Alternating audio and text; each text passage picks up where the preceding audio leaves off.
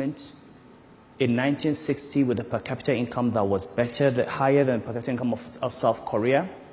1960, Nigeria was the preferred investment destination, preferred to Japan, according to U.S. Investment Advisory, which has always had potential, but which has never been able to realize that potential.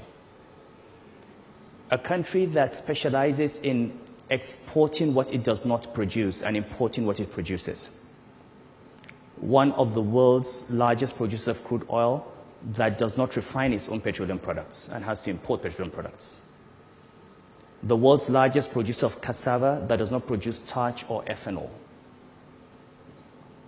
A large tomato belt, yet the world's largest importer of tomato paste. A country that from my childhood I have heard had the potentials for being a world power. But every day we talk about potentials. Every day we talk about potentials. Today we're still talking about the potentials of Nigeria.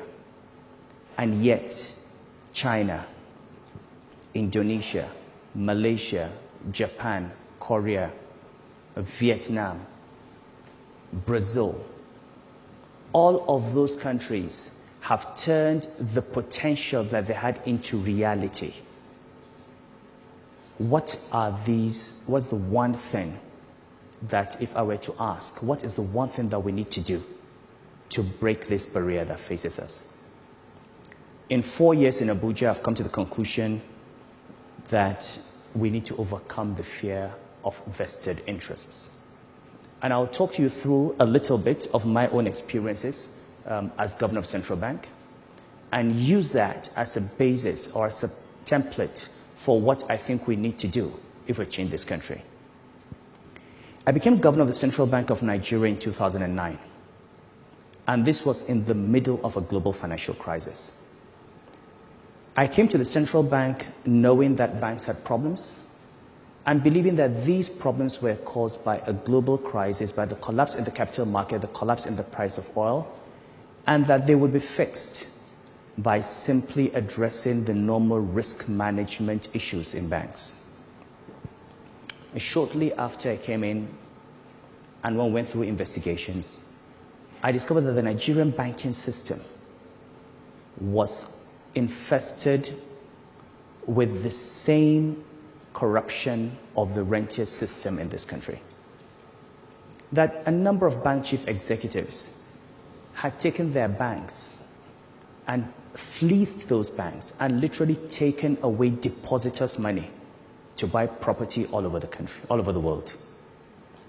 And just like people do in ministries or in government agencies or whenever they have opportunities in all companies, the banks were themselves a site for rent seeking. The fundamental character of the Nigerian state is that for decades, since we found oil, it has existed not to serve the people, but as a site for rent extraction by a very small minority that controls political power. And it doesn't matter where this group comes from, whether it's North or South or Muslim or Christian or military or civilian. The state has always been a site for the extraction of rent, with the exception of a few years that we can think of where we've had development. And this is at the heart of the problems of the country. Now, when we discovered this, and I'll give you a few examples, and these are well known now, they've been published. You know, there was one chief executive officer that took away from her bank over 200 billion naira. Okay, that was over $1 billion. And where was this money taken to? Purchase of property. We recovered from one CEO 200 pieces of real estate in Dubai. Real estate in Johannesburg. Real estate on the Potomac in Washington, apart from shares in over 100 companies. And all of that was purchased with depositors' funds. We went to the court in UK on the case of another CEO. We got a judgment against that CEO for 142 billion naira, stolen from the bank taken to buy shares and manipulate the shares of his own institution, and also transferred outside to purchase property.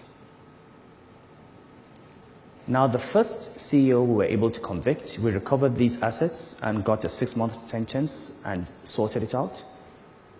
The second CEO, we finished our case, established in Nigeria that we had a civil case in the UK, had a criminal case in Nigeria, established the case.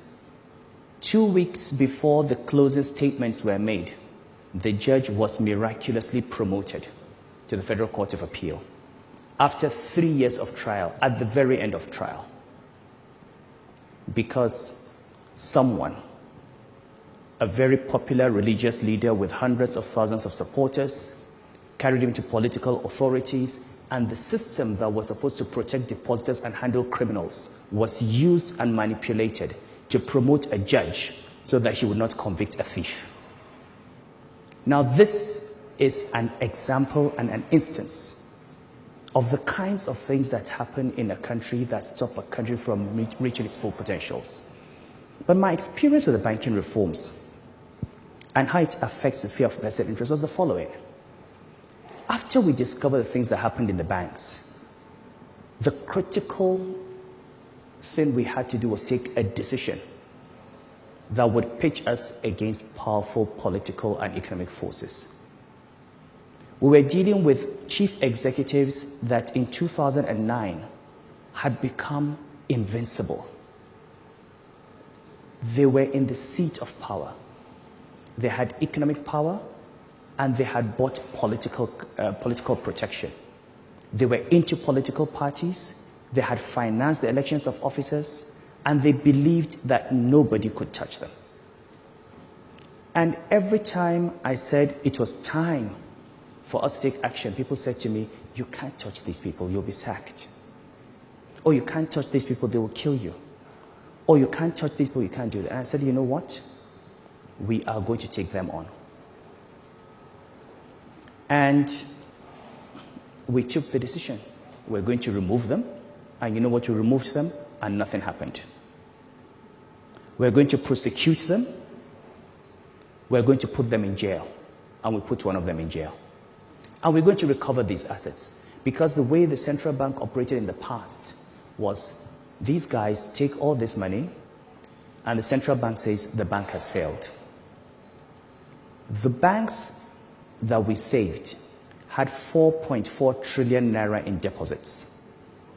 They had 8 to 10 million customers. But the government and the system has always bet on the side of the rich people. Because these 8 million customers, the old woman in Boko, or in Yenagoa, or in Maiduguri, who has been told to save her money, and who saved money for 40, 50 years, wakes up one day and all her savings are gone. The civil servant who's worked for 35, 40 years, kept his pension money in the bank, the school fees of his children, the medical bills, wakes up one day and he finds that his bank is barricaded because the bank has failed. Banks do not fail. When people say banks have failed, it's like seeing a man whose throat has been slit and you say the man died. He did not die, he was killed. And those that murder the banks, those that destroy these deposits, have always walked away. They become senators. They become governors. They become captains of industry. They set up new banks. And they continue. And the millions of poor people who don't have a voice, that's it. Nobody knows the number of Nigerians who have died from failed banks. Because they were sick and could no longer pay their medical bills, because those bills were, the money was locked up in a bank that has failed. Nobody knows the number of children whose parents could very well afford to pay their school fees, who had to drop out of school because banks were mismanaged. So we use this as one instance, as one example of what you can do if you're willing to confront these vested interests and deal with them and protect the poor for the first time. But the banking industry is just one part of Nigeria. What is happening in other areas? So Take the oil industry. We're talking about fuel subsidy. In 2009, this country paid 291 billion naira as subsidy for petroleum products. By 2011, this number had jumped to 2.7 trillion naira. Did we start consuming 10 times as much petrol? Do we have 10 times as many cars? Did the population of Nigeria multiply 10 times? I did not believe those numbers. I screamed against those numbers, and what people screamed. Of course, we tried to remove subsidy. There was Occupy Nigeria. There have been investigations. And what did we discover? That a lot of that money never went to fuel subsidy that was consumed by Nigerians. There are people in this country that produced pieces of paper and brought to PPRA, and somebody stamped those pieces of paper and said they brought in petroleum products and actually paid them subsidy. And those pieces of paper said, I brought 30,000 metric tons on so-so ship, and we discovered that that ship was nowhere near the coast of Nigeria on that date. We have seen vessels that did not even exist, that had been retired on bills of lading, and money has been paid. And you know what? None of them, as I speak to you, has gone to jail. This is the only country in the world where you have something called oil theft, where vessels can simply come and take crude oil and literally just drive out of the country. You see the numbers every day: 100,000, 200,000, 400,000 barrels a day. Nobody even knows. 7.3 billion naira. How does anybody take oil in a vessel and leave a country? We've got the Navy, we've got NIMASA, we've got security services, you've got the oil companies themselves. And every day we complain about the lack of development. We don't have development because vested interests continue to rape this country and continue to take the money out. And the only way you're going to move from potential to reality is to stop preaching and start asking yourself, how can we overcome the fear of vested interests and how can we confront them? And if there's one thing I learned from banking, it is that they are not to be feared. They stand on quicksand. They've got only two tools. They're not very intelligent people. It doesn't take much intelligence to steal. If they were smart, they probably would not be stealing. They'd find other things to do.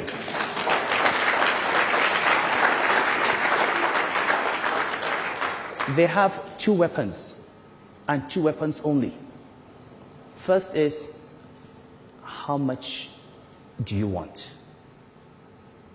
And if you don't want anything, then I'm going to destroy you. If you don't want their money, and if you're not afraid of them, you destroy them. There's nothing else in there.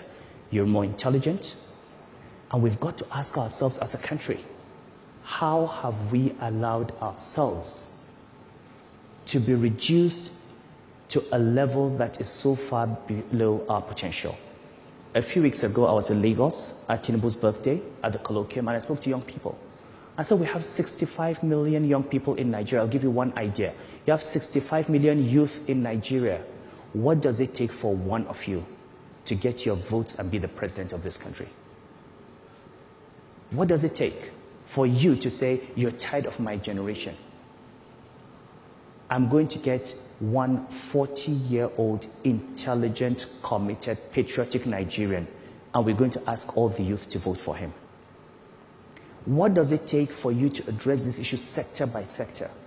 Identify these interests one by one and confront them. Why does it have to take fuel subsidy removal for us to come out and challenge the rot that is in our country? What are we afraid of?